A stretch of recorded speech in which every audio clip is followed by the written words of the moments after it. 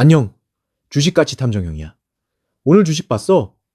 코스피와 코스닥은 떡락했는데 흥하해운이 하루 만에 29%까지 뛰면서 코스피 거래량 1을 윗찍었어. 거래 대금만 1조 원이 넘었다고.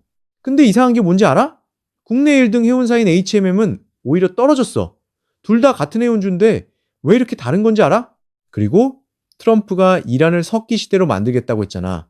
호르무즈 해협 봉쇄 얘기가 나오니까 해운주가 들썩이는 건데 왜 어떤 건 오르고 어떤 건 안 오르는지 형이 이것도 제대로 설명해 줄게.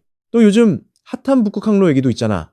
나중에 북극 항로 열리면 이 두 종목이 어떻게 될지까지 다 알려줄 테니까 집중해봐. 아, 근데 이 영상이 도움이 된다 싶으면 구독이랑 좋아요 꼭 눌러줘. 형이 밤새서 분석한 거거든. 좋아요 하나가 형한테는 큰 힘이 돼. 알림 설정까지 해두면 다음에 좋은 종목 분석 올라올 때 바로 볼 수 있어. 자, 그럼 본격적으로 시작해보자. 흥하해운이 뭐냐 하면 1976년에 생긴 중견 해운사야.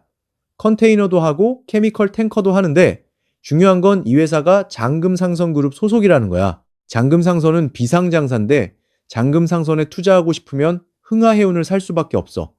그래서 흥하해운이 장금상선그룹의 유일한 상장 창구 역할을 하는 거지. 최근에 장금상선이 뭘 했냐면 초대형 유조선 VLCC를 130척이나 확보했어. 진짜 공격적으로 유조선 사업에 베팅한 거야. 그래서 세계 1 위 해운사 MSC가 장금상선 유조선 사업부 지분 50%를 인수하겠다고 나섰어. 이게 대박 뉴스인 거지. HMM은 뭐냐면 옛날 현대상선이야. 2017년에 한진해운이 망하고 나서 국내 1등 해운사가 됐어. 세계 순위로는 컨테이너 선봉량 기준 8위야. 세계 최대급 24,000 TEU짜리 초대형 컨테이너선도 갖고 있고, 근데 HMM의 특징은 뭐냐면 매출의 83%에서 85%가 컨테이너에서 나와. 거의 컨테이너 올인이라고 보면 돼. 유조선은 거의 안 해. 그래서 호르무즈 해협 봉쇄 같은 원유 관련 이슈가 터져도 직접적인 수혜가 적은 거야. HMM 재무 상황을 보면 2025년 매출이 10조 8,914억, 영업이익이 1조 4,612억이야. 전년 대비 영업이익이 58% 줄긴 했는데 그래도 1조가 넘잖아. 덩치가 다른 거지. 제일 중요한 건 현금이야. HMM은 현금성 자산이 약 14조 원 있어. 흥하해운 재무 상황을 보면 2025년에 문제가 생겼어. 매출 1,808억으로 좀 줄었고 영업이익은 113억으로 전년 대비 59%나 빠졌어. 4분기에는 아예 영업손실 5억이 났어. 실적이 확 꺾인 거지. PER이 29배에서 35배, PBR이 3.5배에서 4.3배인데 해운업종 평균이 PER 5배, PBR 1배라는 거 생각하면 엄청 비싸게 거래되고 있는 거야. 간단 비교를 해보면 시가총액은 HMM이 흥하해운의 20배야. PBR을 보면 흥하해운이 4.3배로 자산가치 대비 4배 이상 비싼데 HMM은 0.7배로 오히려 싸. 배당은 HMM만 주고 흥하해운은 무배당이야. 현금 여력도 HMM이 압도적이고 여기가 제일 중요해. 잘 들어.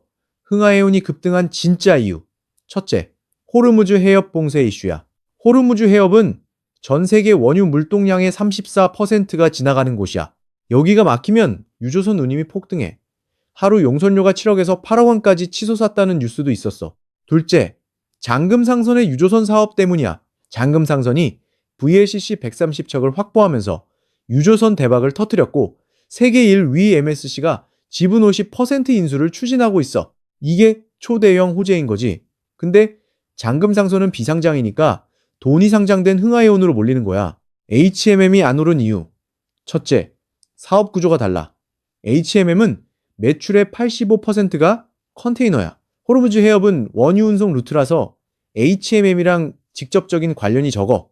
둘째, 컨테이너 시장이 안 좋아.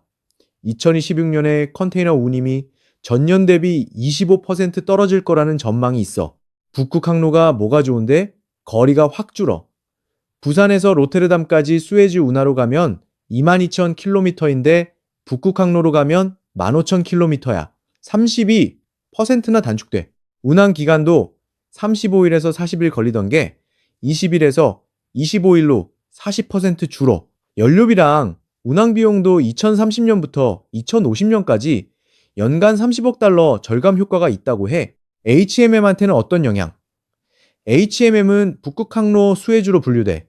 국내 최초로 북극항로 컨테이너선 시범 운항 경험이 있거든.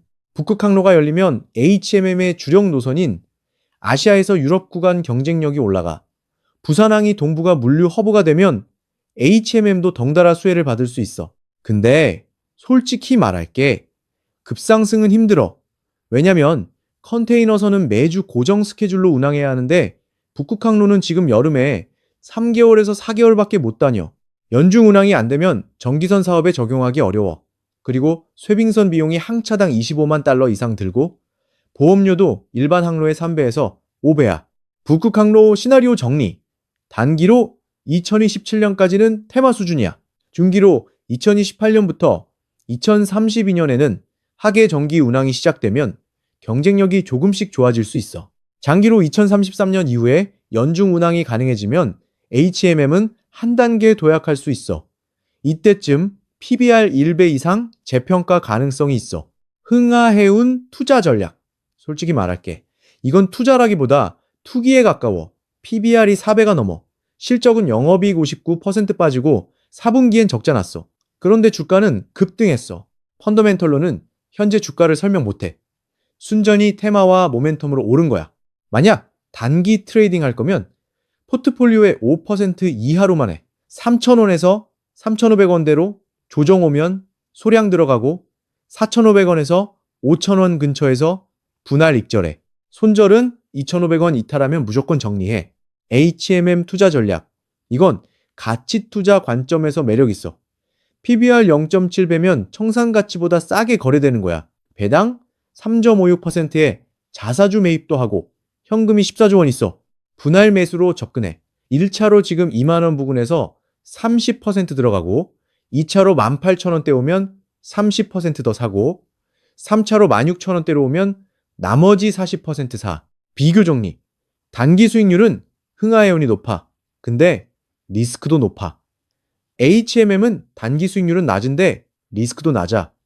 장기 안정성은 HMM이 훨씬 좋아. 배당은 HMM만 줘. 밸류에이션은 HMM이 싸고 흥하해운은 비싸. 북극항로 수혜는 둘 다 가능성은 있어. 근데 둘 다 2030년대 중반 이후 얘기야. 주식 가치 탐정형의 추천.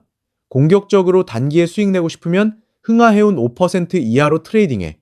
근데 언제든 급락할 수 있으니까 조심해. 안정적으로 장기 투자하고 싶으면 HMM 분할 매수해서 배당 받으면서 매각 프리미엄 누려. 균형 잡고 싶으면 HMM 70%에 흥하해운 30% 정도로 가되 흥하해운은 단기 익절하고 비중 줄여.